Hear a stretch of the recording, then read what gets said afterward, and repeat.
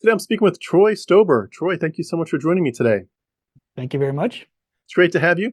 And we'll start with a quick bio. Troy lives in Oregon, and he's the oldest of five from a small town in Iowa.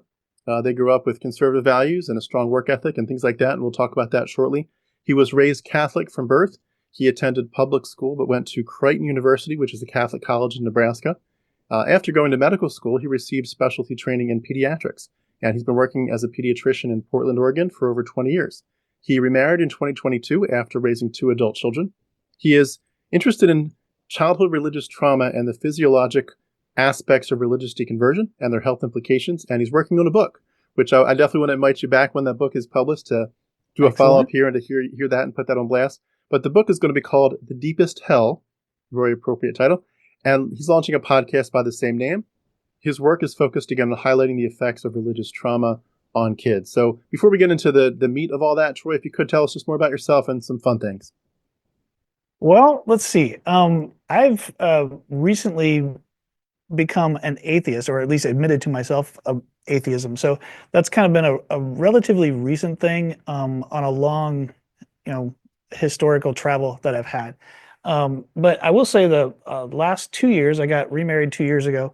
And one thing that my wife and I really love to do is travel. So one kind of fun thing to do is, throw darts at a map and kind of just I love the feeling of adventure and the feeling of discovery and seeing new places for the first time, and we really appreciate that part. So that's kind of that's my little nugget for you. That's awesome. What is your next big trip? Something that'll take you a while to plan out? We're going to Hawaii for spring break, so that should be fun. It's very expensive to go to Hawaii. Just a little primer right there. Um, Next fall, we're going to have a Thanksgiving family reunion in Reno. So that'll be good too. A lot of my family now is on the West Coast. Even though I'm originally from the Midwest, my wife's family's from out here. So Very nice. Very those nice. are, those are, those are upcoming. That's awesome. That's awesome. I'm jealous. My big sort of adventure traveling kind of thing that I want to do, besides just traveling with the kids and so forth, I'd like at some point to kind of plot out on the map all the people that I've interviewed over the years, where they live, and if I can figure that out, and then kind of ask people if I can do like a little tour and come do a follow up and do like a quick 1 hour follow up with them all, and then That'd be come cool. back and edit them up, and it'd be really neat to meet people in person that have meant such a big deal to me. But we're here to, of course, hear about your story, not mine. I know your story is going to be a little bit different. I'm usually interviewing Protestants, and your experience with Catholic, and my usual typical questions are going to be a little bit different based on your journey. But we just love to hear where you're coming from and kind of how your Yeah. journey's gone. So I'll jump in with some questions, but tell us about yourself. 50 years I've been a believer, just a true card carrying Christian. And probably all during my childhood, all during my college, I would consider myself a Catholic Christian. After I got married and moved to the West Coast, we kind of had a journey to try to find a church that would fit just right.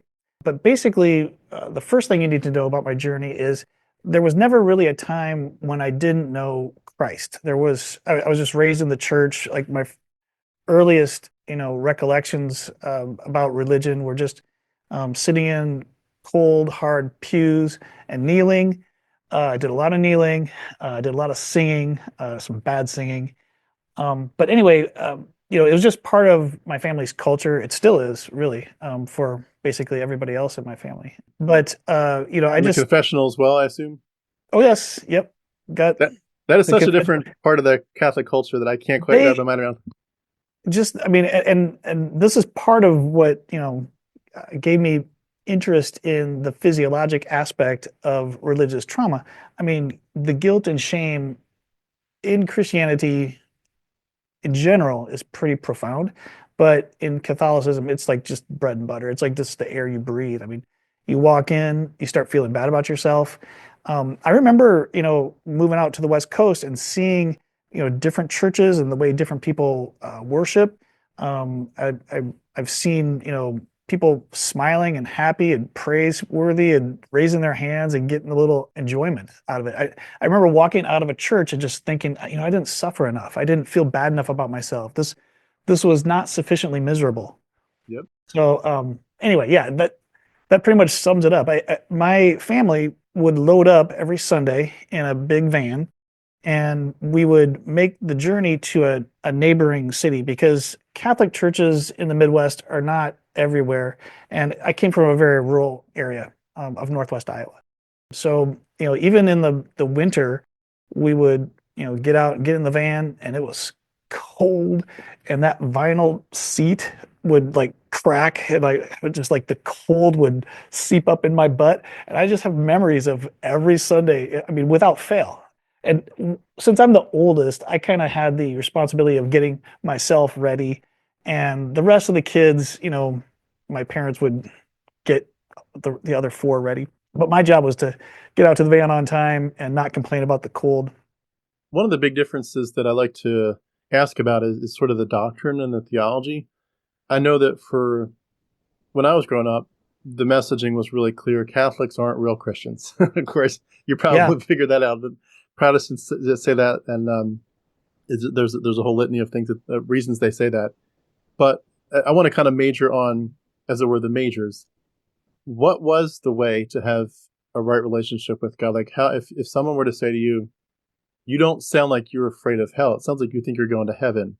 Hmm. What would you have, if you'd have said, yeah, that's correct. I think I'm going to heaven. They said, well, why? Why do you think you're going to heaven? Because and why is someone else not? What would have been the dividing line as to how someone gets to heaven?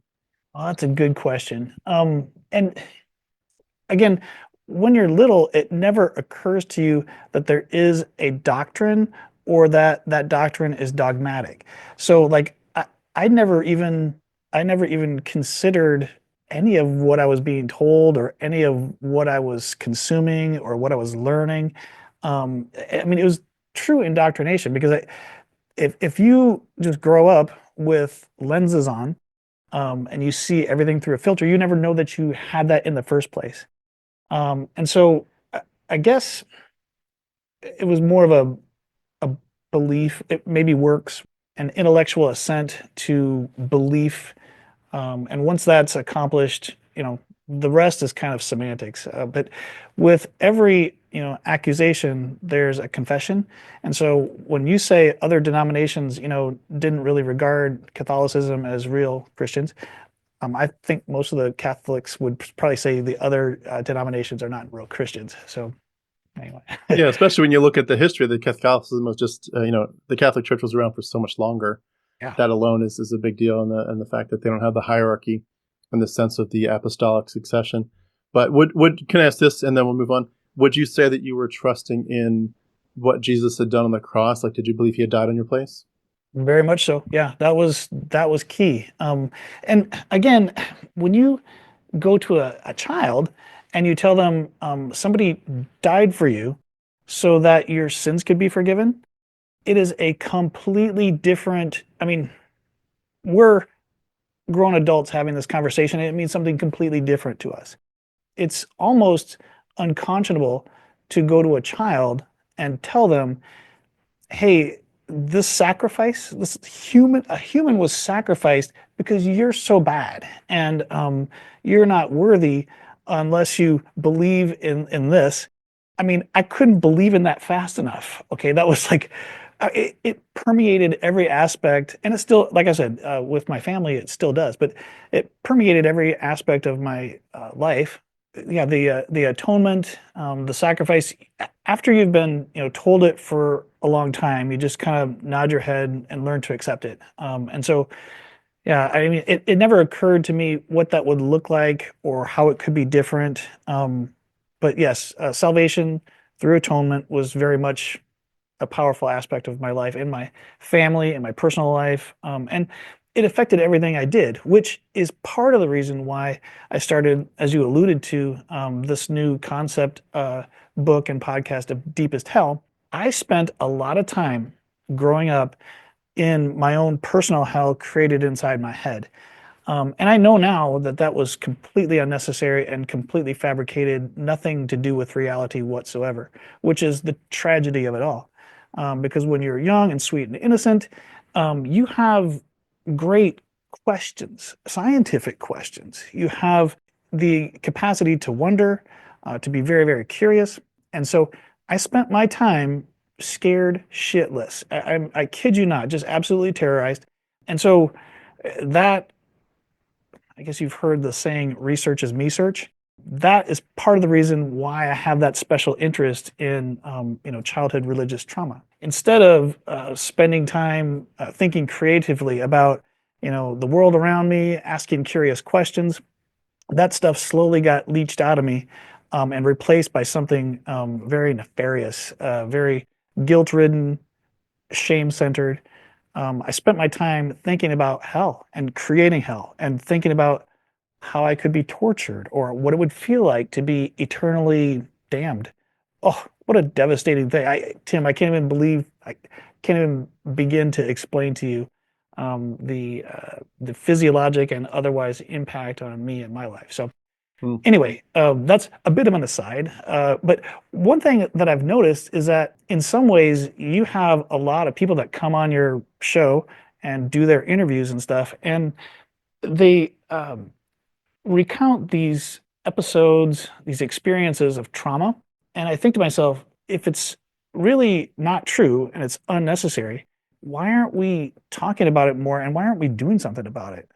So that's where I've kind of decided to, care about kids. If you care about kids, when things like the word child abuse or the term child abuse comes up, it becomes relevant and it becomes very front and center and very important. So, That's a great intro. I love too the fact that I can kind of picture some of the things because I didn't grow up as a Catholic, but over the years of being exposed to Catholicism from a distance and then interviewing Catholics, I can kind of picture how you're like what would have brought you to the place you're talking about. And one of the things that seems very different and very striking is that there's a lot of iconography in the Catholic Church that's different. Like we had the pictures in some Bibles, and of course you did pictures like the flannel graph. Did you use flannel graphs? You know what that is? no, It was no. like a big flannel board, like the size of maybe 4 or 5 computer monitors, a real big piece.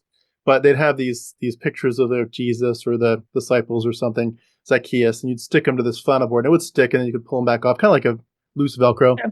Yeah. But there were probably some pictures of hell mixed in there. But you all on the other side, you had like actual pictures of Jesus, like with the crown of thorns and this spear in his side. And for a kid to be like told that's like you can see that's torture. It's like that's torture that you should have deserved. You should have been there, and that guy had to do it because you're that filthy, wicked, bad. Yeah, that goes into you. That's some sick stuff. Kids are not just little adults. And if you talk to kids like adults, you're going to get ambivalence, confusion, stress, trauma.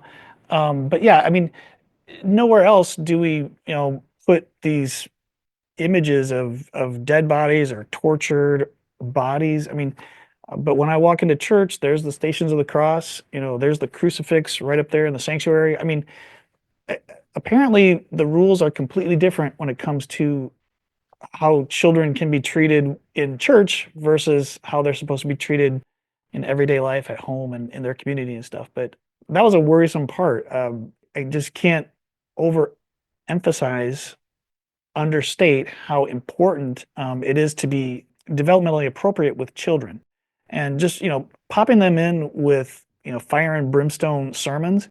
I grew up in kind of a traditional Catholic church. There was no cry room. There wasn't really a youth program that you could go over and have fun and smile and do all the touchy feely stuff. I was just exposed to we had a really conservative priest, and we were just kind of thrown in, and children were just expected to absorb that stuff just like adults did. So it didn't go that well for me. Hmm. Can I ask again? It's just some sort of preliminary questions to kind of get the context for where you're coming from with your story. Did you feel like there was sort of an offsetting part of your story at all, where you would have said, "Yes, this is they're telling us we're this bad, and now as an adults we can say they were preying on us, like PREY. They were preying on our innocence, on our willingness to just believe hook, line, and sinker what we're told, and to take this guilt because we sometimes are guilty. You hit your sister, you hit your brother, and you steal the cookie you shouldn't have. Like, yeah, you are guilty, and you know it. But now we're talking about putting on the grandest, cosmic scale. You're guilty of like God Himself had to die for you.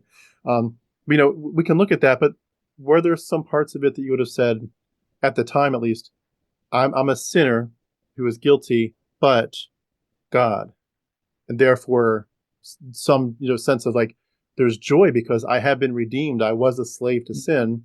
I was and basically on the way to purgatory or hell or whatever the Catholics would have said to you. But God has provided a way, and I am actually quite safe because it's interesting when we talk about hell and picturing it.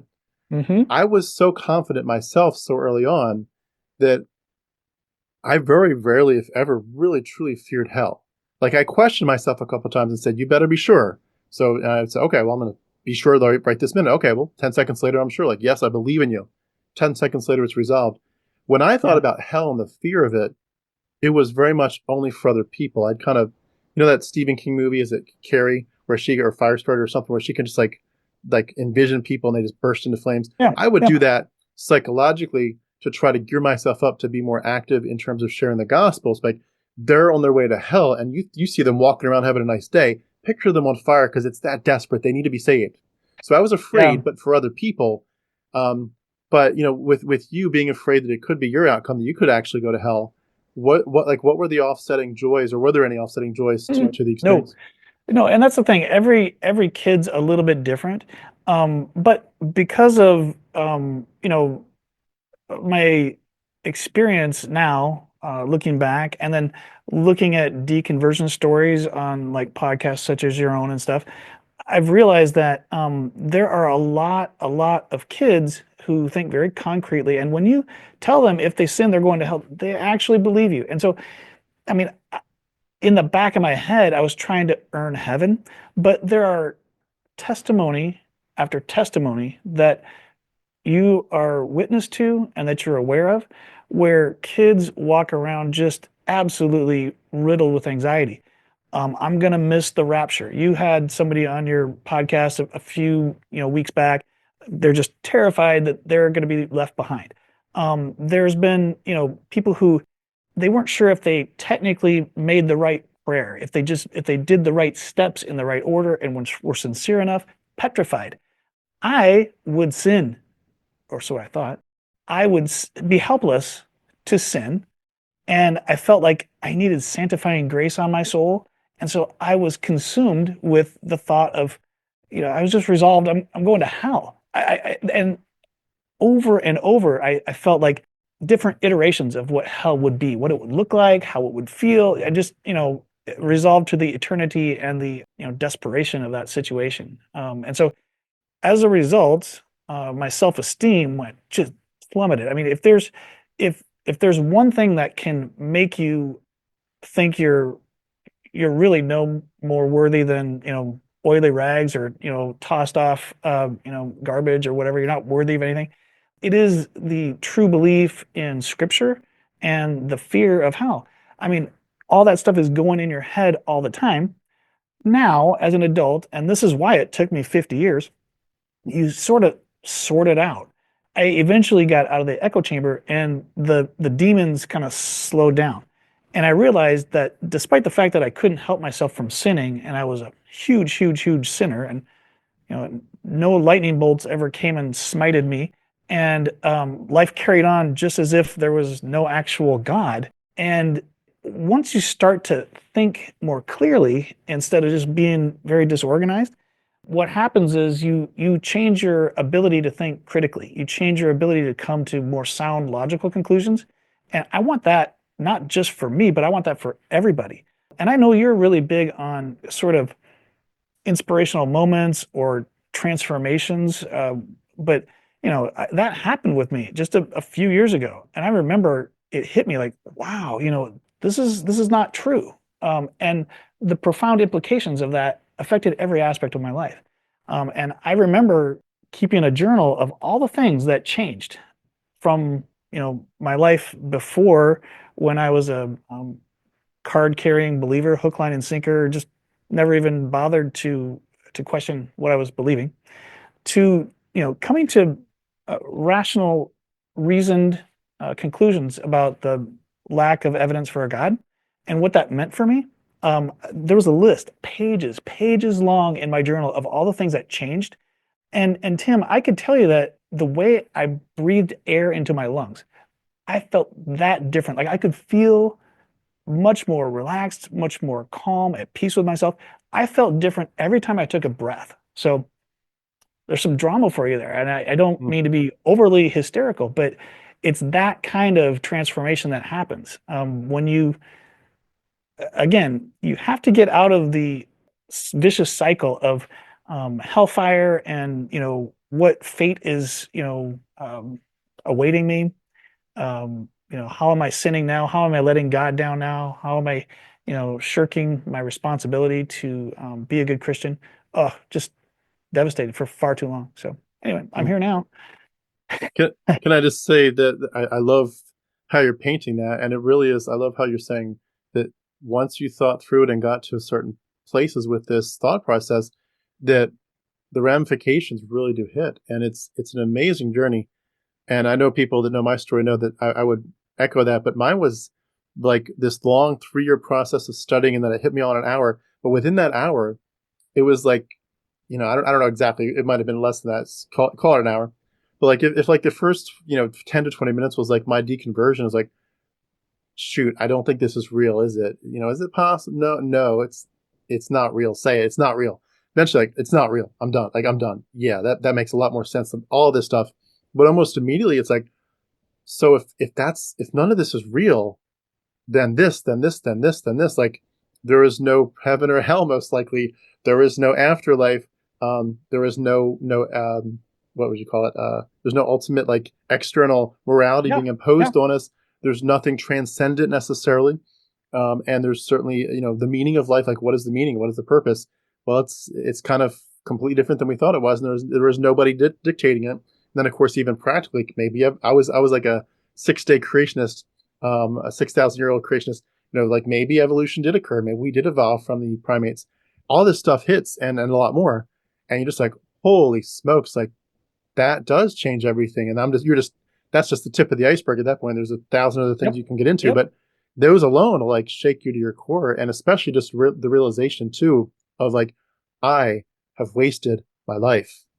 This is insane. I've wasted 40 years of my life. How did that happen? So that's true, but you also have to remember that you are now afforded a rare opportunity to make every single breath count more going forward. Everything can be much more meaningful, much more, I mean, you can get so much more out of it. So Yes. do I do I do I regret all that stuff? Yeah, but that's again, that's why I'm here. That's why once it becomes this clear, it becomes very frustrating to have to like listen to apologetics or just things that make no sense at all. That I get impatient with that and I get triggered. Honestly, sometimes it's hard to listen to your podcast because I get triggered. That just reminds me of like when I was going to hell. And so actually there's scientific research. We didn't emphasize this during my bio, but I am actually a trained pediatrician. So I'm an MD, and we know that childhood trauma affects you throughout your lifetime. And so there have been studies on, the increased prevalence of, heart disease, stroke, asthma, diabetes, everything is really affected by the more childhood trauma you have. I'm here to assert that one of probably the most profoundly traumatic events in my life, and I imagine many other people who are like me, is religion. And so, if it's not true and it's causing damage, it's time to do something about it. It's time to be aware of it, and it's time to do something about it. So, Hmm. Could you tell us more about what got you into pediatrics, and kind of just tell us more about your general story, but also how did you start to how did your spidey senses go up, as they say, about trauma? Like, were things just kind of coming across as actual cases, or were you just focused on your personal story more in terms of doing a memoir of some kind? Like, how did you get so yep, concerned about it, yep. and what was what brought it to the point of being willing to speak up? So, a couple of things. The As I alluded to previously, the duration of time that I got out of the echo chamber. So, I've always been a scientist, and childhood, marriage, raising kids, I was still very much a Christian. And so I compartmentalized my life. I did those two things existed in tension. because they'd always existed in tension. I didn't know a time when everything could be aligned and very ego congruent, very understandable together and serendipitous.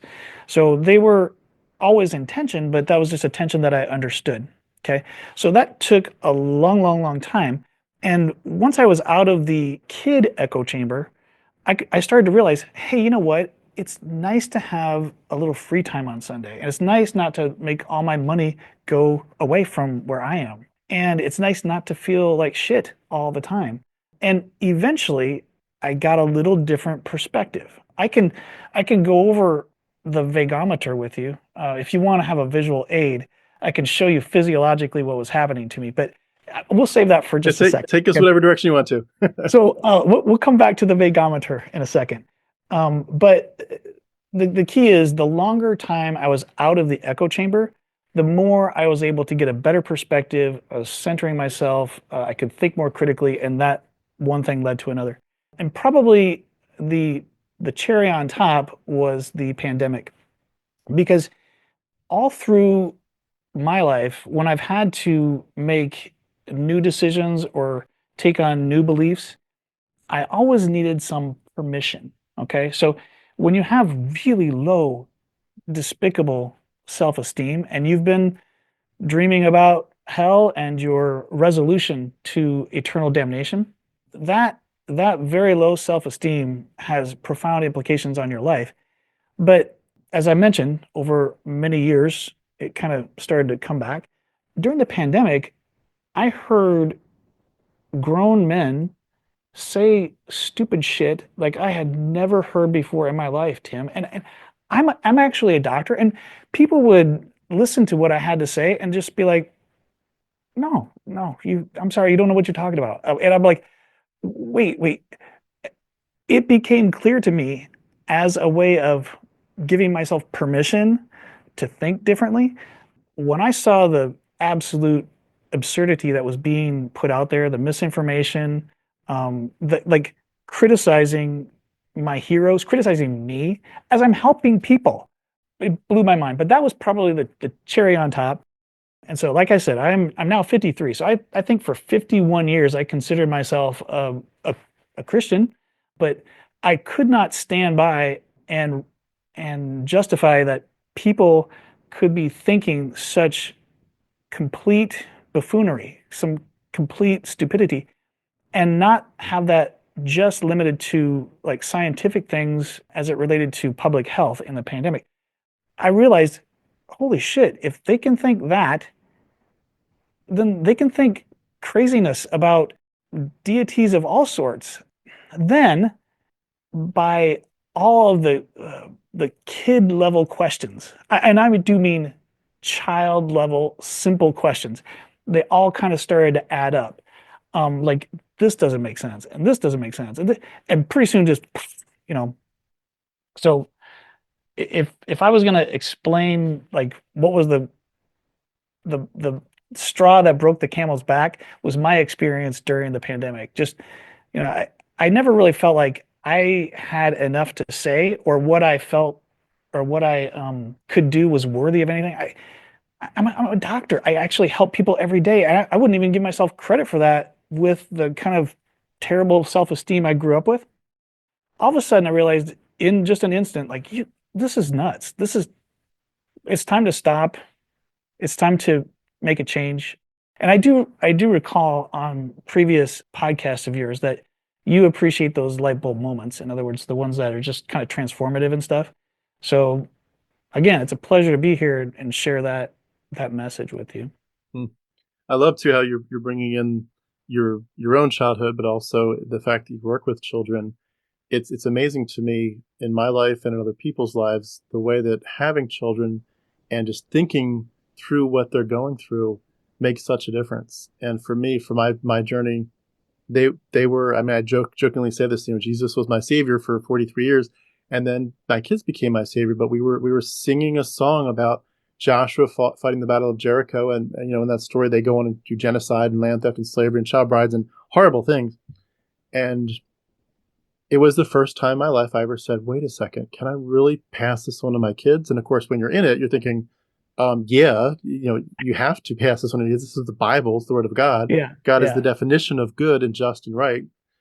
So you need to, but it was like this, pin pricking in my heart, like, oh, this is a hard one. How do I do this? But eventually, like, that was the only thing that started this ball rolling. It wasn't, unfortunately, you'd think that would be enough to take it all the way. It was enough to move the ball forward. What got me out was the comparative mythology part of it. Mhm. But, you know, to say to yourself, what does it do to a child to hear these things? And for some reason, like you mentioned, you were traumatized by it. For some reason, luck of the draw, what have you, my trauma as a child was not like that. I had other kinds of trauma for sure, more between me and my dad and things like that. But in terms of trauma from God the Father and Jesus and the gospel, that was all just glory upon glory and love upon love for me. I ate that up. That was my, that was That's my. so interesting. Yeah, It I is. mean, It's so different how we're all. I felt completely helpless. I felt completely helpless to sin. It's like a rat in a cage. I mean, just and that's again why, if you're helpless, you're worth nothing, and you're going to hell. I mean, that explains a lot about a lot of things that I did in my life. So anyway, Yeah, um, exactly. But it's I it's do just have. amazing how kids want to, like, when you put yourself in the child's shoes, and like you're doing with your podcast and your book, when you say to yourself, think about it, like this whole theology, it looks different from the eyes of a 4 and 5 year old and a 6, 7, 8 year old. This looks different. And especially when they don't have any capacity yet to say, how do we know that's true? And when you teach them, Spider-Man's, pretend, and Iron Man's made up, but Jesus is the real deal. You tell them that from the youngest age, even though they should be able to see there's a lot of similarities here. You've convinced them from the youngest of ages that that is not actually correct, and you need to shift your filter to say that's the one true story. It's like they're, like you said, they're going to accept it. They're going to make it real. It's real to them, and this is not pretend. This is not them reading a fun story. This is reading their current relationship to God and their future destination. Yeah, I've heard it said that fear is a extremely high motivator. And if you have the fear of God in you, what else is there? And so yeah, sleepless nights. I would have sleepless nights thinking about the torture that awaited me and the creativity that I could have been used to help other people, advance society. I mean, that's a microcosm of like what has gone on in, for example, the Middle East or others, societies that have shunned secularism and have just become kind of emblazoned in, mythology and Iron Age thoughts and philosophies and stuff. I could have been so much more. I could have used that effort thinking about my ill fate, channeled it into something that could be actually helpful. So anyway, I do have a an illustration that might be of interest to you. It involves a visual aid. So I don't know, am I Yeah, allowed to use that? Okay, so please do. this is called the vagometer. The vagometer is a measure of vagal tone. So have you heard of the vagus nerve, or are you familiar with the vagus Yeah, a nerve? little bit. So basically, physiologically, it's the kind of nerve that innervates your internal organs. So your digestion, your comfort level. It's very active when you're not being chased by a saber-toothed tiger. You're not stressed. You're not fear of hell. And really, I think vagal tone, which is the increased, nerve impulses on the vagus nerve, is really something that increases over time as anxiety resolves, as the fear and the shame kind of resolve. And so my whole point with the vagometer was when I was younger, I had very low vagal tone. Over the years, things kind of straightened out. I got a little better perspective on life. And once you're not afraid anymore and you have higher vagal tone, the result of that is the ability to think along higher orders of cortical function, like physiologically. So again, because of my training as a physician, I can tell you that, nobody when they're stressed questions things in a logical manner. They don't go through a reasonable analytic approach. It's just basically fight or flight. And fight or flight is very, very functional when you're in a stressful environment. You prepare to flee or you prepare to fight. Your body makes a number of changes.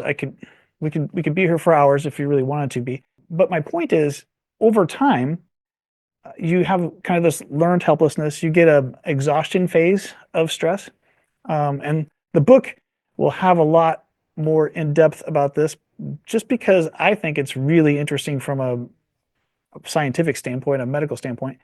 But there is an awful lot of evidence that says the more trauma you have as a child, the more poor your health outcomes are as an adult.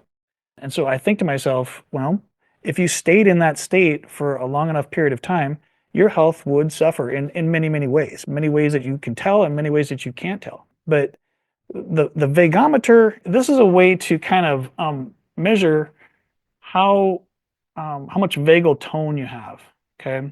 And the goal is to, you know, be out here somewhere in a place where you can get access to your faculties, where you can access critical thinking, make better decisions instead of just instinctual all the time, you know, fight or flight. Because again, I think I've said this several times now. It's very maladaptive to be always in that fight or flight response. That's where you start to get the health implications. You get stress, you get headaches, you get acne, you get tension, just unbridled anxiety. I could probably write a book. Hmm. But Sam, just to bring up some synonyms for what I'm taking away from it, I think about words like safe and settled and thriving, and it just sounds like when we're at these fight or flight places, and we really do feel like the carpet of our eternity is going to be pulled out from under our feet someday.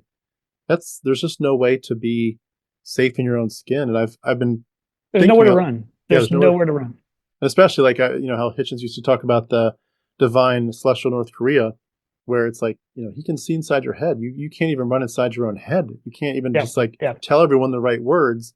God can see in your head that you don't mean it, or that you're wrong, or you're entertaining some kind of sin, and you're condemned any which way. You will not escape this. And yeah. it really, I think that part of it is the one part that my experience with that, like I mentioned, the theology to me was beyond beautiful.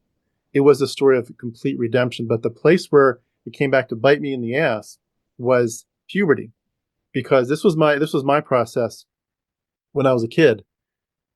What do you want most in life? I want to tell people about Jesus. Well, who put that thought there? Well, that's not Satan. That must be God. Well, then who's speaking into you and through you? God. What do you want to do with your time? I want to read my Bible. I mean, literally, I would memorize thousands of verses. I made a copy, like I copied my Bible. I was always thinking about the things of the Lord. And then puberty hits and you start thinking, dirty thoughts you're not supposed to. And you think to yourself, okay, so for all this time, the proof that you're safe with God is you want to fight sin. And all of a sudden you want to think about a woman's bra. And it's like, number one, naughty, naughty. Number two, don't you want to fight sin? I thought that's for when you're married. That's for when you're married, not for now. I have a question because you said you didn't experience trauma like I did. Dude, I'm sorry. I think you did. If there's somebody Yeah. in your brain that you can't get away from, so this is a little bit of a giveaway. I don't want to get too far ahead of myself because I have so much to say, Tim, and I appreciate this platform. I appreciate this time with you. It's been very, very meaningful for me. But The Deepest Hell is a little riff off of a book written by Nadine Burke Harris. And she wrote a book called The Deepest Well. And in it, she Nice. suggests that the biggest bear is somebody that you live with. And child abuse, as I said before, gets every pediatrician's attention. But constantly being exposed to that is particularly worrisome for all the reasons we talked about. But in my opinion, the biggest bear is not someone you live with who's perpetrating harm against you. It's the person who's in your head that you simply can't get away from. It's devastating. The biggest bear is religion.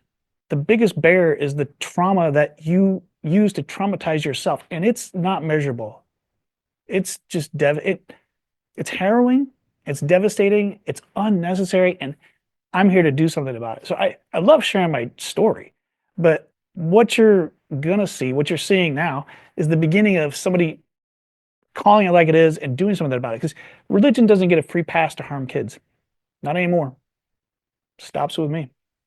But just to piggyback off what you just said, I would completely agree that all those things that I thought were glorious, it is a form of trauma.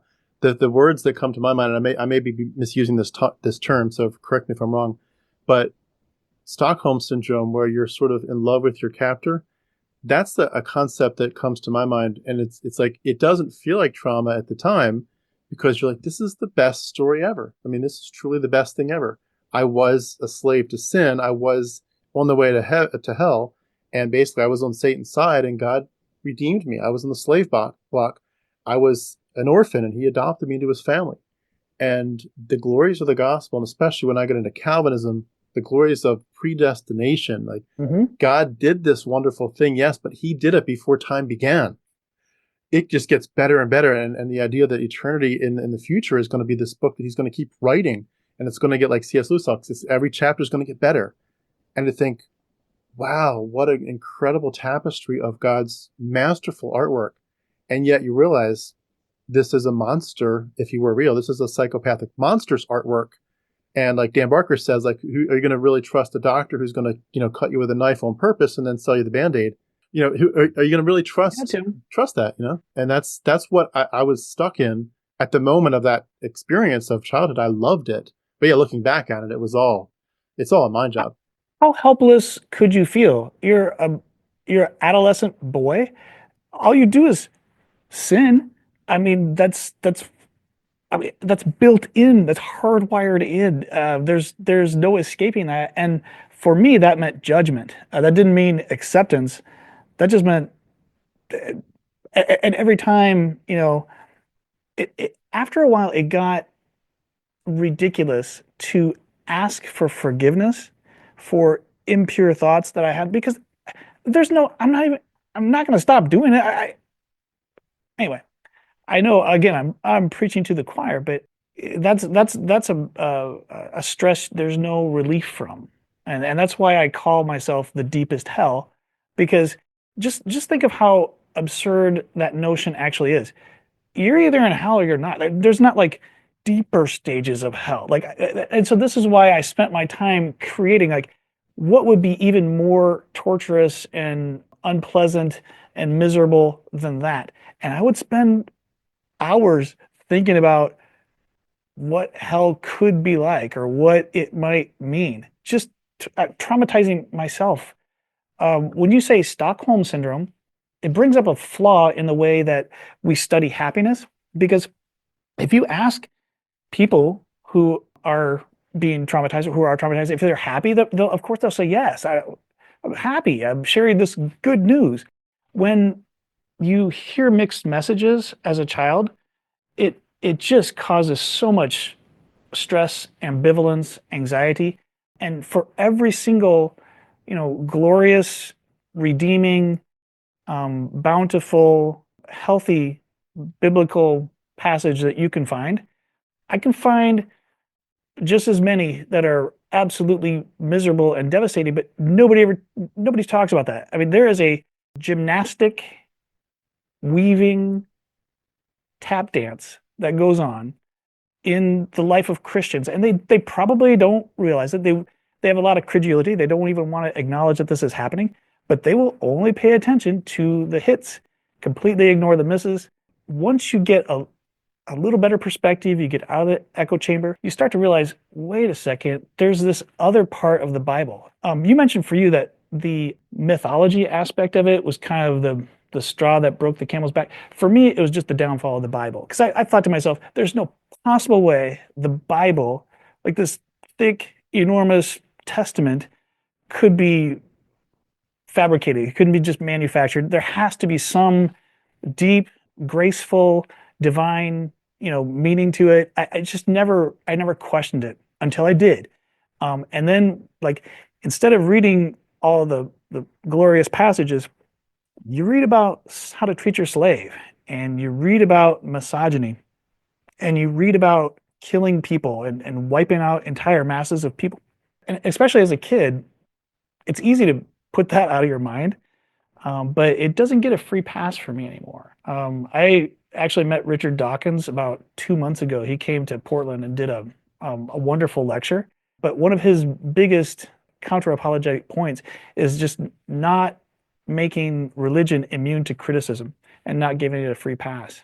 But if you read a few of the other pages that your pastor doesn't want you to read in the Bible, if we bring the Bible into school, I'll be helping them read the parts that maybe they don't want you to read. So Yeah, exactly. Well, it's interesting thinking too about how one of the craziest aspects of this, and especially as it relates to kids, is that all these stories in the Bible and all the theology and the songs, the hymns that we sing and so forth, it's amazing to me how it's setting children up from the earliest days to equate abuse with love. And that's where you can literally have child abuse, like physical child abuse, come into the equation. But even if it's just purely psychological and emotional about relationships, and where you really feel bad for people because they might literally make a choice to marry someone or date someone who is abusive, and somehow in their mind they're equating it, but they may have spent, I mean, I know there's some really, loving people that are still Christians that love their kids and they're not trying to do this intentionally, but you are essentially saying with your theology, if not with the spanking and worse, but at least with the theology, you're saying you need to see that there is a God who is willing to say, on the one hand, I love my children so much. On the other hand, I will send some of my children, actually, the Bible says most of them, I will send most of them to eternal torture. yeah, And that he is the definition of love. And it's just the psychopathic abusive nature of Yahweh. If that's the definition of love, then we are screwed royally by the time we get yeah. to adulthood and the dating era. I am very familiar with one of the leading child psychologists in the United States. Her name is Dr. Amy King. She recently wrote a book last year for the AAP about trauma, childhood trauma. And so she's an expert about the subject for sure. But one of her biggest sort of pieces of advice, admonitions for parents, one of the most beneficial things you can do for children is to love them unconditionally. Like she'll give out that advice very robustly, repeatedly. She'll really put a lot of emphasis on its importance. Unconditional love to children helps them flourish, helps them thrive. There's nothing worse for children than putting conditional love on them. You're going to end up causing great harm to children by exposing them to religion because that's a conditional love. And I told you there was examples of people who aren't sure they said the prayer right. Just imagine how anxiety riddled that would be. Like, I'm not sure if I said those words in the right order, or I'm not sure if I spoke in tongues exactly right. I am not sure if I have sanctifying grace on my soul. Give me a break. Oh my God. That is conditional love, the exact opposite of what we should be doing for children. Am I going to be left behind in the rapture? You don't know the anxiety that religion causes. And I remember a recent interview I did with another Catholic. He was talking about how he even had the fear that he could sin and then he would die before he got back to the confessional. And he said that was like a big deal. He might not go to hell for it, but he could Yeah. be in purgatory because he was kind of had a clean slate, and then maybe he, disobeyed his mom or said a bad word, and he truly has an issue now between him and God, Yeah, and he has that's to what I get back to mean. the priest, and then he's dead. That's Dies what in I a mean car about the accident. sanctifying grace. I prayed over and over that I would just die like a few minutes after I had gone to confession, and then I would be Yeah, fine. But like, because there's just no, I felt so helpless to sin, especially during adolescence. Oh my God, like I would be praying, and my mind would wander as I was falling asleep, and then I'd be like, oh my God, I'm praying, and my mind wandered, and I mean, hell. I was like, that's even deeper hell than I thought. It just got hotter. yeah. Well, that was where again Calvinism kind of gives you a little bit of a buffer zone psychologically, where it kind of says you can't lose. God picked you before time began. He will preserve you. He's the one that started this. He will end it.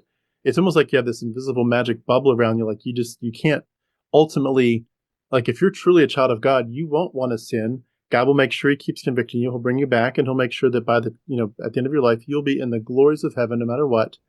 And but it becomes very arrogant in an external sense of like, but the rest of you all are pretty damn screwed. It's a shame you're not one of us. It's a shame you're not elect.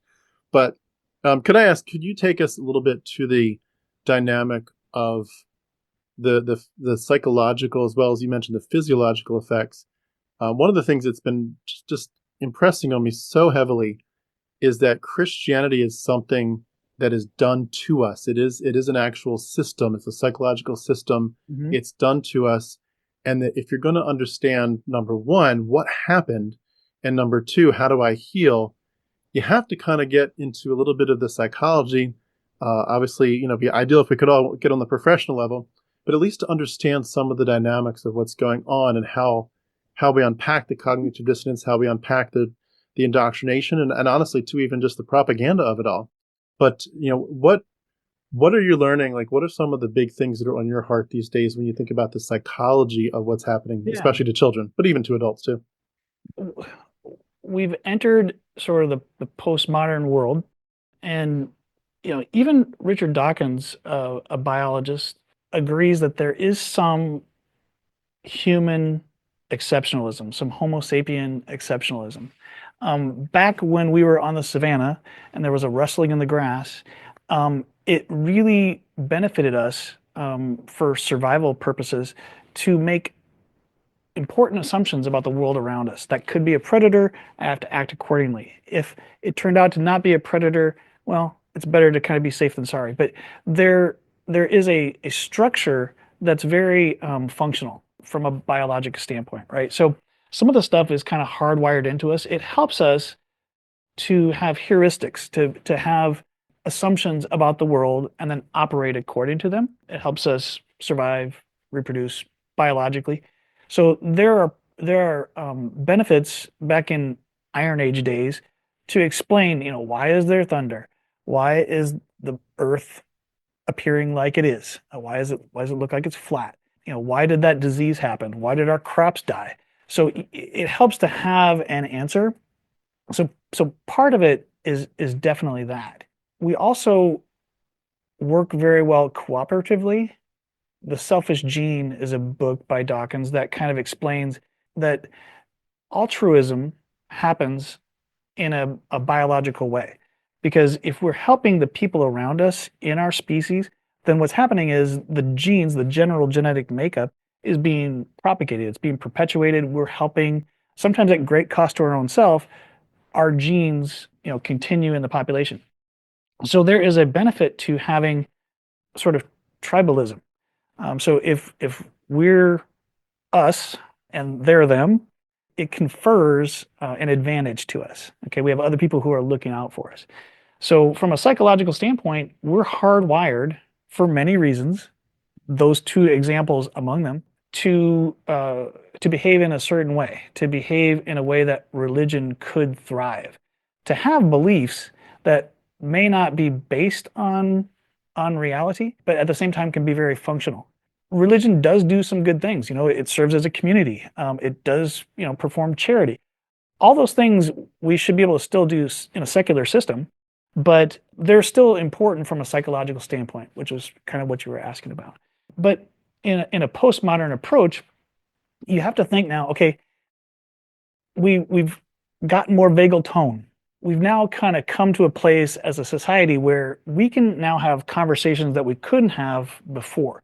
When we were worried about where our next meal was coming from, or who was the hunter gatherers of our community, which villages, which tribes were going at war and stuff, it was a completely different story. But nowadays, we have hammocks, we have free time, we have leisure, we have travel. Okay, this allows us to be creative. This allows us new ways to look at things. We get new perspective. We get new levity on the situation, and so we can move beyond what we were biologically programmed to do. From a psychological standpoint, we can come to conclusions and we can trust ourselves. So when we hear stuff that doesn't make sense or stuff that is asserted without proper evidence, we can we can question that. We can stick up for ourselves. We can have some self-esteem. We can make changes that need to be made. Anyway, I don't know if that answers your question, but that was my Yeah. best shot at it. Well, I guess what I'm getting at too, though, is the idea that when you look at this stuff, why does it seem so difficult for those of us who are in it to, number one, to see past it and just to ask the right questions? And I don't just mean reflecting on the fact like, well, that's what childhood indoctrination does. You know, they get you while you're young.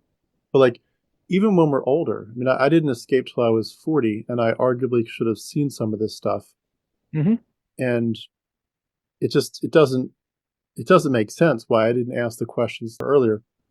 When I think about that, I think there's something psychological going on that said, Tim, this is number one, it's your comfort zone, it's your community that you mentioned, but there's something else going on. This is hitting on some needs, but also you're not even thinking through it on that level. You're just ignoring everything. You're in like total oblivion. This is just the opiate of the masses, so to speak. This is just you thinking you are in the best thing ever. This is the best life ever. And for some reason, the most critical questions that are just right there on the table for the asking, you just don't even think about them. Mm-hmm. And yet, Mm-hmm. and you're proud of it, and you're willing to give your life to it and waste your life. You're not just willing to, you're desperate to pass it on to the next generation. And it's so full of so many logical, rational holes, but also moral holes. Like you talk about the that slavery. that a child could ask, like questions that Yeah, children ask every day, and you don't have an answer for. right. It's God's ways. It's a mystery. You're not to judge. I mean, oh, give me a break. Yeah, so it's a comfort level, right? And so I've heard it said, and I do believe it's true, that people aren't really afraid of being wrong. They're being afraid of exposed as being wrong, like the embarrassment level or being called out. And so I don't know if there's any evolutionary psychology pressure that's, if you're called out as being a fraud, or if you're called out as being, a fake, if that has something to do with your ability to look desirable as a mate or something like that. There's probably some, biological, evolutionary underpinnings to those thoughts of being uncomfortable. Because again, you can convince yourself that you're having high vagal tone even when you're not. You have to have regard for yourself, self-love. You have to say, you know what? The world has conditions on my love, but I love myself. What an enormous impact that has. What a transformative thought it is. And so, yeah, I guess my thought would be there's hardwired reasons why we want to fit in. I mean, it doesn't feel comfortable to be different. And it doesn't feel comfortable to think different or ask different questions. But if I could give a message to anybody out there who's watching, it's so worth asking the questions and finding what truth really is. Because all along, there was like a little part of me, like those kids asking questions, children asking questions. Why did this sacrifice have to be made? Why couldn't they just forgive me? Kids come up with that stuff. So there's just a lot of credulity that goes along with it. As you look at your own life, how is the healing going? And like, what is the next big hurdles for you to feel like you're safer and safer in your own skin and your own thought life? One of the things is my current relationship. So, I don't want to point at fingers or make excuses. I might be able to explain some things. But I recently got remarried in 2022, and that relationship is completely different than the first time around. I'm a different person. And I mean, my wife would explain that she understands it. I think she feels the same way about me. And that's part of the reason why we're married today is because we kind of evolved. We went into this growth mindset. It was not easy. I want to emphasize this. It's not painless to make these decisions or ask these questions or arrive at these answers, but it's so worth it. It's so worth it. My wife and I every day we get along on a very basic level with some very basic understanding about, is it okay to be wrong? The answer is yes. Is it okay to not be special? Like all during my life, I thought, okay, I have this glorious divine relationship with somebody or some entity that I can't see, I can't interact with, but I felt like that was virtuous. Is it okay to not have that? Is it okay to not have answers? You have to be able to live with that, and you have to have some intestinal fortitude. You have to have some self-esteem, some self-regard, some self-love. That's really what love is, right? Self-regard. My wife will know I don't care about her anymore when I stop asking questions about her, and I stop, regarding her. Just to kind of put it full circle, if you care about something, you'll be thinking about it. It'll be important to you, and it'll be obvious. So I hope people take questions about their beliefs seriously, and the actions that are based on those beliefs seriously, and the questions about eternity, divinity, religious dogma. I hope they take those questions seriously, and try to get to a place where you got some vagal tone. Take a trip to Cabo. It gives you a new perspective on things. Take a trip down to the nursery and see some babies in the nursery. It changes your perspective on things. Climb a mountain. It changes your perspective on things. You spend your time in church feeling bad about yourself. I know you think you're going to go to heaven, and I know you think it's worth it. Mm, I love it. I'm curious, just going back to your personal story for a minute. When you finally admitted to yourself, I don't think this is real, was there any trauma from just the sense that even though you were afraid of hell, that you still did appreciate the idea that there probably was a heaven and an afterlife and a glory to go to? Did that Yeah, hurt, and how did you heal from that? it was uncomfortable in the sense that everything changed, but it didn't all change for the worse. It just changed, and I kind of accepted that. So, it wasn't for me, it wasn't really the loss of heaven, it was the loss of hell and what that meant to me. So I describe my deconversion story as paper cuts, and those paper cuts add up over 50 years of, things not quite sitting right. Like, this doesn't make any sense. And, I need to ignore this part of the Bible, and I need to not pay attention to what this, preacher said. That none of that makes any sense when you consider how much sense it's supposed to make, and how much sense it makes once you deconvert.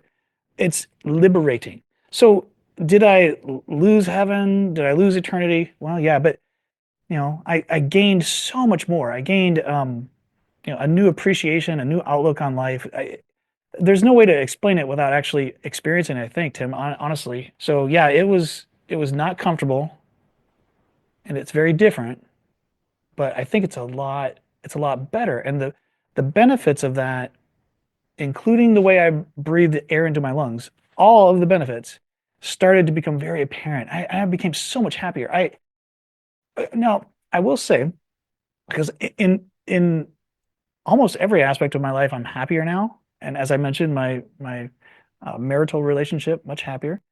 There are things now that become worrisome to me, like, for example, this revelation about childhood trauma, and the downside of religious dogma.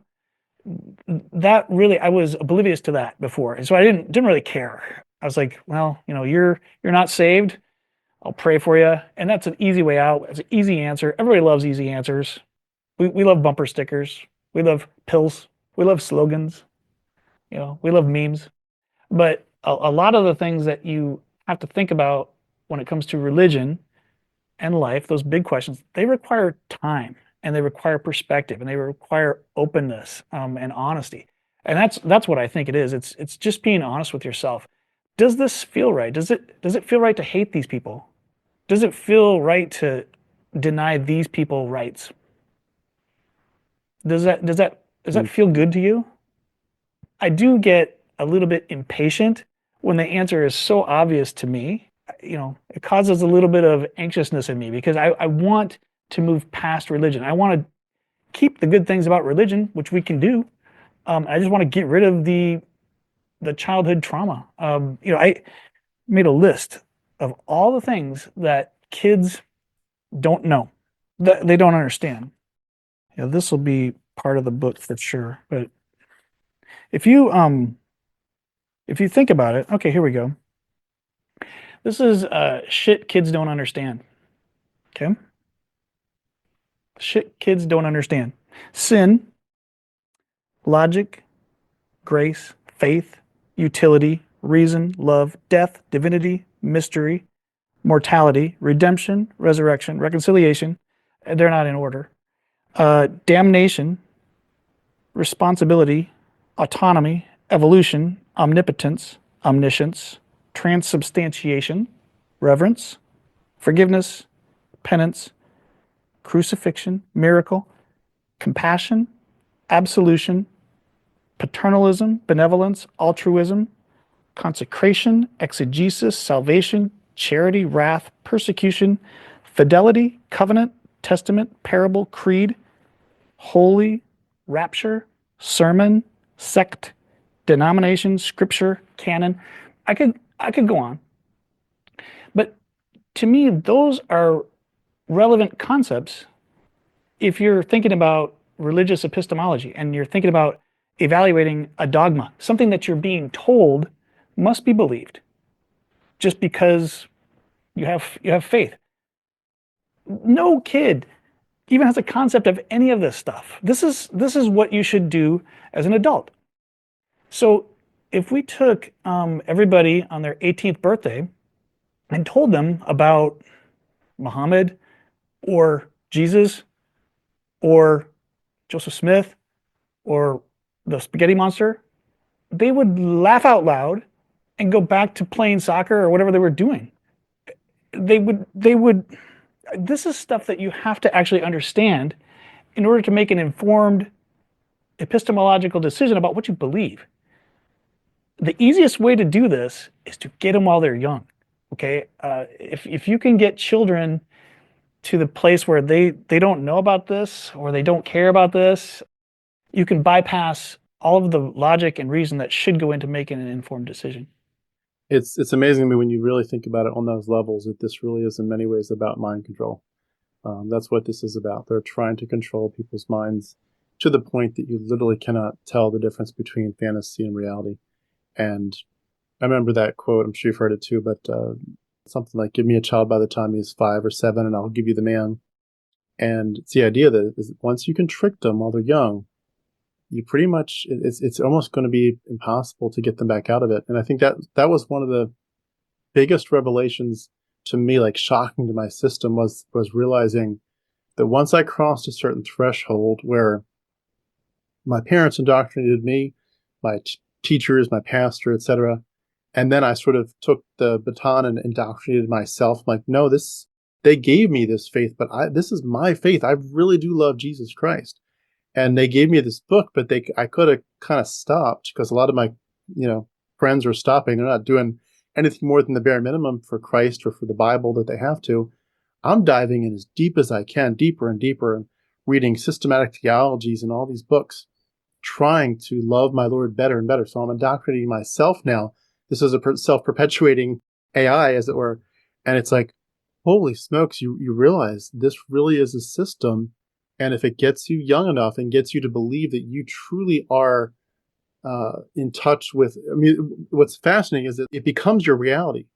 And it becomes, you kind of say to yourself, this reality of like my room and my desk, myself even, this is like a phantom, an ultimate reality that is in a sense like just beyond the veil of perception. But if you could see it, you might see demons and angels in the room.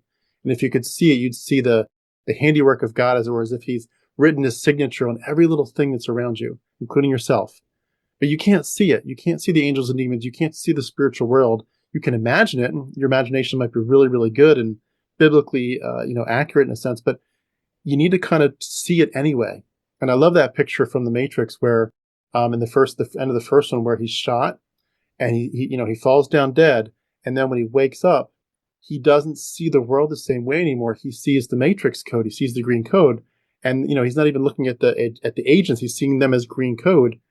And as much I know that the Matrix is a great example of how to escape the Matrix of Christianity, but in that one particular sense, I mean it in the opposite way of like that to me was Christianity's worldview of if you can escape the selfishness and the the sense of like I'm fine. Like, no, you need a savior, and Christ is it. Once you realize it and you get saved, you see the green coat of God, the godness of everything all Mhm. over the place.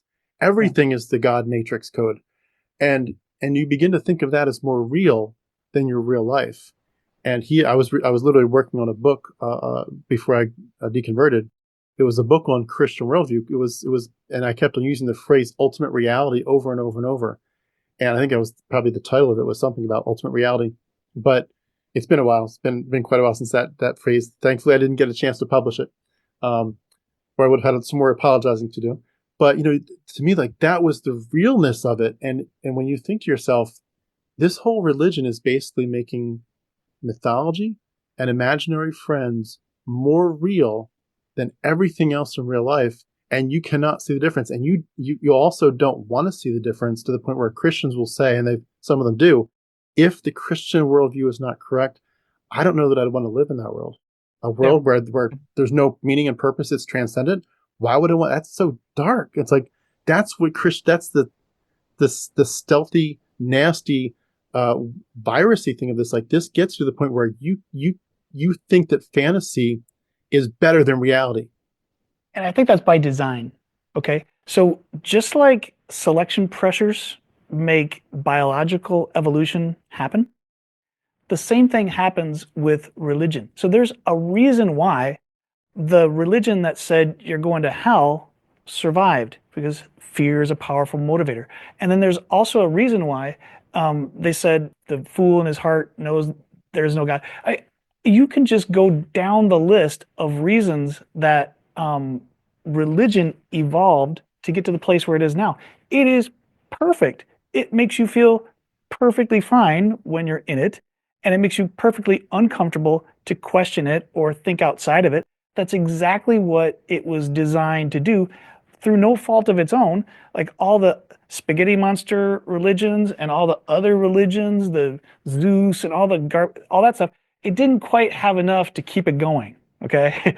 But right now, all the characteristics of the religion you believe in are there because they've stood the test of time to keep people believing them. So it's a generational thing. I mean, it really would feel bad at the end of your life to realize, oh shit, man, this has been a joke the whole time. Joke's on me, haha, and dead.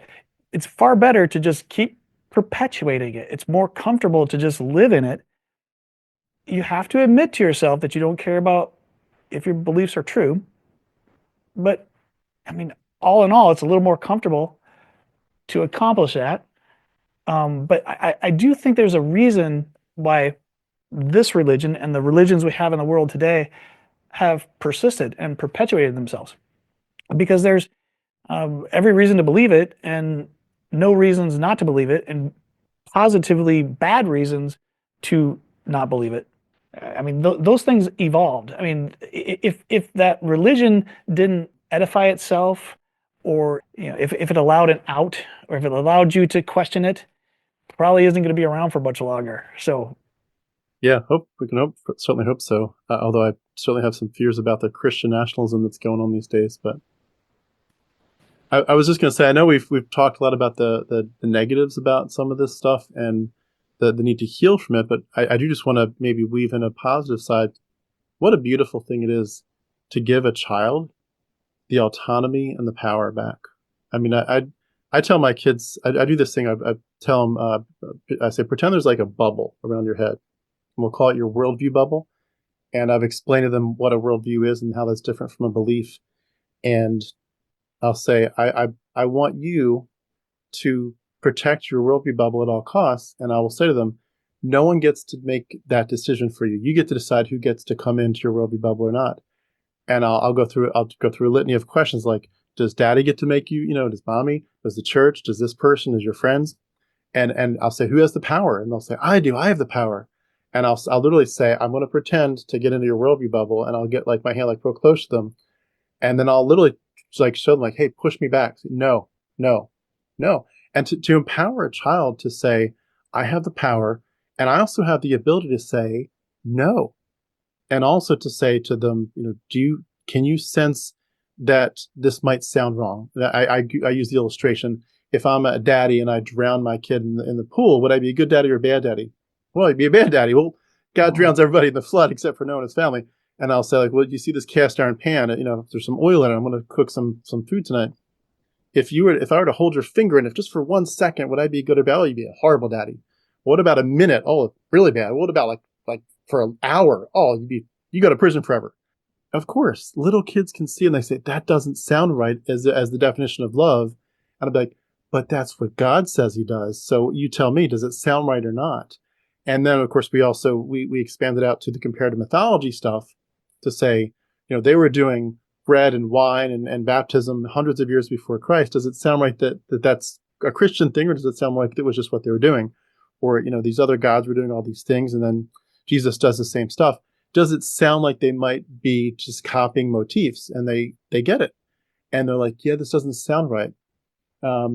But it's so empowering for me, and I love it. Again, it's like you the kids save you, and then you help yeah, save them.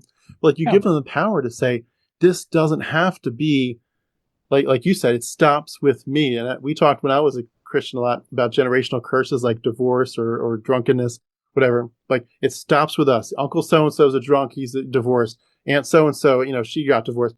All these people, like it stops. My generation does not divorce. Generational curses are ending. And that was the big deal, like for us. We stop it. We are the generation that's righteous and holy, and we are on fire for God. And you realize when you escape this stuff, like if even though that's not really true, there's no generational curse in the realest sense, in the truest sense. Metaphorically speaking, the generational curse is Christianity. And if you're going yeah. to end something, end that. That's what I mean by the unconditional love. Like when you empower the child to use their brain to make logical and trust themselves. What you don't do is destroy their self-esteem. You don't have them second guess themselves. You empower them, you love them unconditionally. That's better than what religion does. Religion says you have to jump through these hoops, and just by saying that you have to jump through these hoops and putting an eternity or putting the stakes as high as they possibly could be, like eternal stakes of eternal happiness or eternal torture, it sets up a paradigm of stress and trauma. And you, by empowering your child, loving them, no matter, there's nothing they could do that would make you sad, disappointed. Every question they have, you want to elaborate on it. I mean, I think that's the way that we should be doing this. It even works for 51-year-old children. Mm. It's amazing too, like just that the phrase unconditional love. Of course, the biggest elephant in the room would always be, do you believe in Jesus or not? Is he your savior, and is the Bible truth? But even so many other little things comparatively, saying your eternal soul is the biggest thing to be concerned about. But obviously, one of the big things that's come up for so many of us in the last generation or two is the question of sexuality. Yeah. And to say, like, if for a lot of Christians, if you aren't heterosexual, you're a write-off. Yeah. And that's another whole thing, is the authenticity can never be there, both in terms of the cognitive dissonance of, is the Bible truly from a divine source, and is it ultimate reality, but also just, who am I? And that wasn't a struggle that I had, but for a lot of people, if they want to stay in the church, they have to deny their own sexuality. Or stay in their family. Could you imagine saying to your child, "Oh, you've made a bad decision. You're not a heterosexual normative person. You're not identifying according to the gender that I think you should. You're not even in my family anymore. I'm not your parent anymore. Bye-bye." Can you imagine that, Tim? People do that. People do that to kids. They say, "You're sinning. You really are going to burn for all." By the way, I'll be up in heaven if you need me, and I'll be looking down at your poor, tortured face, and I'll just be thinking, "God, I'm so glad I'm not you." Mm, But that parents do that. yeah, but It it makes me makes sad. sense if they're saying Yahweh is their hero character, and he is our mentor, so where he's the person that we try to follow and live in his footsteps, as it were. If he's doing that to his children, if he's constantly willing to slaughter them and embarrass them and hurt them, then it makes sense that human parents, if you're really going to go down that road, that they would do it too. And I've said many times, I think it's a great way of kind of encapsulating it. If you believe monstrous thoughts long enough, it turns you into a monster. And that's what so many of us in Christianity were stuck in. Yeah. I've told this story before, but I say it to my shame because I did nod my head at the time. But I remember this pastor of this church, one of the last churches I went to before I deconverted, he was explaining to the congregation that he was counseling this woman who had lost her baby, as 1 year old or less, but this baby had been born and then died. And she was really struggling with the grief. And he said, ma'am, you will never get over the grief unless you get your theology right. That's how healing occurs, is right theology, right thoughts about God. And he was explaining this to the congregation. He said, ma'am, this is the specific theology you have to get right about this specific situation. Your baby deserved to die. Everyone Yeah. does. The fact that you even They're in breathe a today better is a place. grace from God. I nodded my head, even though I was like, I don't think you should have said that to her. She was in grief, but like, that's true. That is theologically accurate. And it's like, that's a monstrous thought. I was turning Yeah. myself into a monster when I said that, or nodded my head inside. And it's like, how can we do this to ourselves? And how can we pass these horrific thoughts on our kids? It's like, come on, we're better than this. That's devastating. Mm, I don't want that for anybody. yeah. Can I ask, going back to your story a little bit for a minute, what has it been like when you've told people that you're not a Christian anymore? Have you been ostracized at all? So, as you know, it's only been for the last couple of years that I've not been a Christian. And so the conversation hasn't come up too often, except for maybe my immediate family. And they're not surprised because I don't know if it's an excuse or an explanation, but they kind of kept that sort of that Midwest attitude, and they did a lot of homeschooling, and they just pretty much, I mean, they deny evolution. They're, young Earth creationists. For them, it wasn't a big surprise when the scientist of the family, the one who's traveling, having new experiences, changing their perspective, kind of getting a lease on life. When I came out as an atheist, it didn't surprise anybody.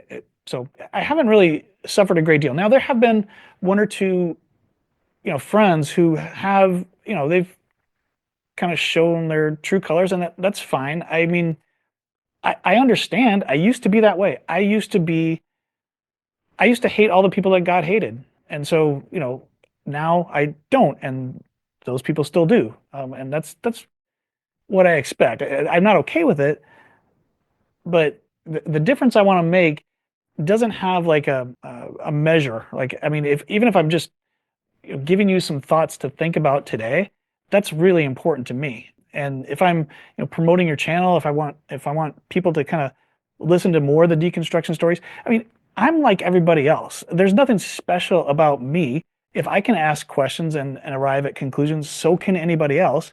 And like I said, I do get a little impatient when people throw out logical fallacies at me and throw out things that just make no sense at all.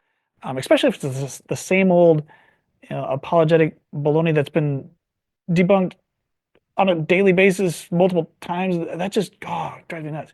I forget what you asked me, but whatever it was, I'm happy to go on another soapbox rant. Yeah, no, that's perfect. I was just asking about the if you were ostracized or not, but Oh um, yeah, not really. It hasn't really come up. Like I said, it's been kind of a more recent thing. And when you come at it from an honest standpoint, hey, I'm concerned. Here are the facts. There are deconstruction stories that label the experience child abuse.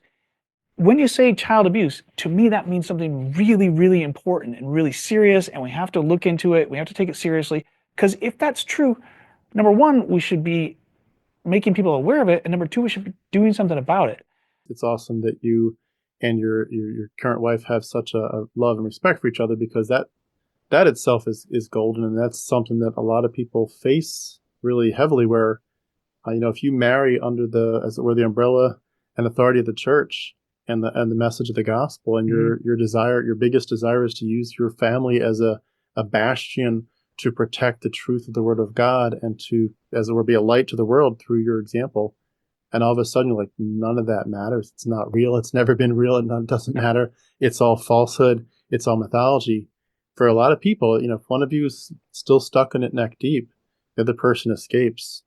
Uh, for a lot of people, like that's pretty much the beginning of the end. As much as you might want to try and have mutual respect for a lot of people. It just Hmm. there's no real path forward. So it's awesome that you have that great respect for each other.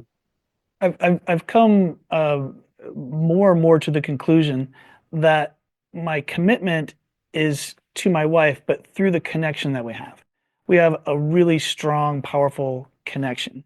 You know, you could characterize relationships in terms of romance and, how they made your heart flutter and how they smelled and what the fairy tale is going to look like. But what really matters to me and my wife is our outlook on life, how we get along together, and it's so serendipitous. It's completely different. And again, I don't want to make myself or my former wife feel bad. It's just I'm a different person, and the relationship I have is completely different. I wouldn't recognize if I went back 10 years and looked at who I am today, I would not recognize myself. That it's been that dramatic of a change. When you go about the business of obtaining salvation and finding the right person to marry, and you're doing it in good faith, that's that's all wonderful. But again, you kind of started from a place that's skewed. It doesn't have any basis in reality. It's conflicting, it's ambivalent. You're doing your best, but in your heart, you're kind of on fire still. So that echo chamber, getting out of that, gets you centered, gets you a new perspective, and it allows you to really see things for what they are, a new sort of lease on reality, a new, sharper insight into what's real, believing things for the right reasons. And that makes all the difference with your relationships, with your philosophy, with your purpose in life, all that stuff. And I'm more, this is like, I couldn't even say I'm proud of myself. I couldn't even say that before. I just couldn't say it. And now I'm so proud of who I am and what I believe and what I stand for and the relationships that I have and the things that I do. It could sound to some people as being arrogant, but it's a true, that's when I say those things, that's the result of years of effort at debunking the bullshit. Okay?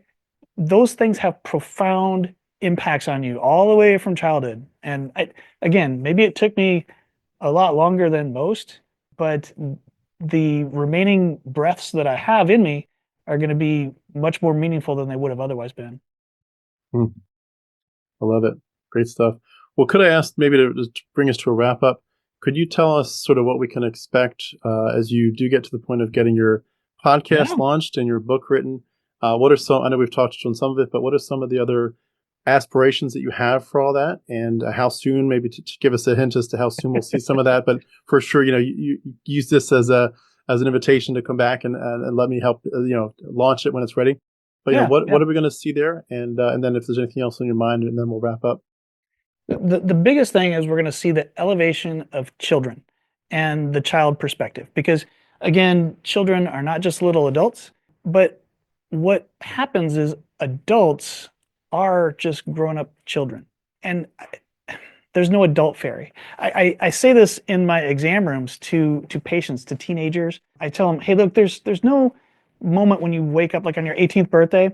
You're not suddenly an adult just because you turned 18 or you turned 21. I mean, I know, 16, 17-year-olds who are far more mature than some of the 25, 26-year-olds out there. So there's no adult fairy. Like, ting, you wake up and you're like, oh, it's a process, right? And so, what I'd like to do with my book and my podcast is I would like to elevate the status of children. Let's let's think about them more. Let's regard them more. Let's love them more. Let's honor their curiosity. Let's honor their creativity, and let's not traumatize them. They don't pay taxes. They don't have a lot of money. They don't vote. Nobody really gives much of a shit about them. But they're so different and they're so important. I really do believe children are very important, and I want to elevate their status, and I want them to be a little more on the consciousness of people during their everyday lives. Like, do I have a responsibility to the next generation? The answer is yes. Is it important for me to regard them, their thoughts, their feelings? As I'm worried about like my job, my relationships, politics, my social interactions, all these things that are important to me. Children need to be on the forefront of your thoughts, and they need to be valued, and they need to be loved in the way they need to be loved, not in the way you think they need to be loved. So that's really the deepest hell. It's kind of a little reality check. Okay, we're not going to be giving passes. We're not going to be giving free, unfettered, unexamined inputs and influence on children. We're going to do the right thing for them, and we're going to be thinking about them. So, Well, it's amazing too when you do clarify to kids, you're not sinners, and sin is just a construct of religion. And I love that I'm at a spot where I escaped early enough that I was able to help my kids escape early too. And it's amazing. It's an amazing journey to empower kids and to say you're not sinners. We all can make unwise choices. We all need to grow in our maturity and wisdom. But you know what? That doesn't make you a sinner, and there's no God up there who's judging you. And yeah, it's such a beautiful gift to give to kids. In my kids' elementary school, they have this thing where every whatever grade, depending on what grade your kid is, you have a specific day of the week you can go in and have lunch with them, and there's like a little stage. So all the regular kids are, the rest of the kids are down eating their lunch in the cafeteria, but you're like in the stage that's built into the cafeteria. And so I'm up there today with my son and my daughter. They went back to back with their lunch hours, and just sitting there, and my one son, we're finished, he's like a 20-minute lunch, and then he's back to his class, and I'm waiting 5 or 10 minutes for my other daughter to come in, and then she's going to come in and sit up there and with me while I have lunch with her. And just sitting there looking at 300 kids, and it takes your breath away to think what a beautiful world this could be for them, and what an ugly world this could be for them. And it's almost crushing to think of the responsibility to leave this planet better than we found it, and to say this has to end if we can. And it's not like it's going to end in our lifetime. I don't think religion will end even in 5 or 6 lifetimes, but to say we have to at least plant the seeds that will be, as they say, the shade that the next generation will be able to rest under. And we have to try, we have to try. And I think some of it too it's cyclical, it's generational. There are cultural influences at play, but there's certain seasons where certain information and certain trends just all of a sudden hit the world quickly. How yep, quickly yep, did the internet change everything? How quickly did AI right. change everything? How quickly is it going to change everything when there's robots in everybody's homes? And what the self-driving cars? There's going to be seasons where everything changes very rapidly, and I feel like some of these seeds might just surprise future generations to be like, all of a sudden everyone's like, wait a second, religion doesn't sound like it's relevant to our world anymore. And all of a sudden maybe that'll be one of the changes that occurs, is just the culture shifts. And I think it's not going to shift though until there are people talking about it and saying as well, like it's okay. Like for so many people, it's such a fearful thing to even think about going down this route, and the terror of, well, what if you're right and there's no ultimate meaning, like that, all these things. But to give your story can help someone else. Like your story becomes their survival manual for this process, and to give people the mythology. Like I'm sure you're familiar with Myth Vision, Yep, Derek yep. Lambert's channel. Like all these things, this information and all these conversations kind of pile up, and I think eventually there's this foundation that gets stealthily laid, So and you need eventually you it's need gonna, permission. yeah, but eventually You it's need gonna have an permission. impact. It requires a little bit of strength, doesn't it? It requires a little bit of bravery to say, "Hey, that emperor doesn't have any clothes on." Yep. It just Yeah, but these ideas will have consequences. And who is it? I forget who said it, but the unexamined life is not worth living. And it's true. Like, and eventually people are going to realize we've been living unexamined lives. Is this really the way? Is this really the legacy that we want?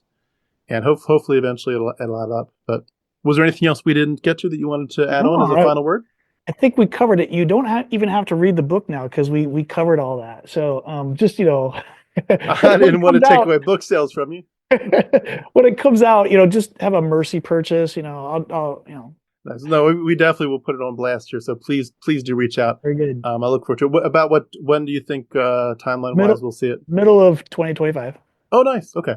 So you're moving quickly. It's getting to the end. Nice. And when is your podcast going to be starting? That starts as soon as I can quit my day job. Which do you know Paul Enns? He does the Apologia or whatever. Uh, He's got this Cadence? beautiful minimal persons theory that he would publish a very successful book. I mean, it's on his mind and it's exceptional. It's just brilliant. All he would have to do is find a way to get paid to do what he really loves to do. So if I could quit my day job, I just make a difference like this all the time. So it just kind of depends. Every Wednesday, I'm going to be working on my new podcast. So it should be coming out pretty soon. Awesome. Well, let me know as soon as you got a link, I'll pop it beneath this video. But I'm so grateful to you reached out and shared your story. It's so awesome to hear. And obviously the big picture, so glad you escaped, but also so glad that you're able to speak up and help other people. Well, I'll just wrap up then by saying we've been speaking with Troy Stoeber. Troy, again, thank you so much for what you're doing. Please keep going. We need your voice in the community and look forward to doing it again sometime. But thanks so much for sharing your story with us today. A pleasure. Thank you. Thanks, Troy.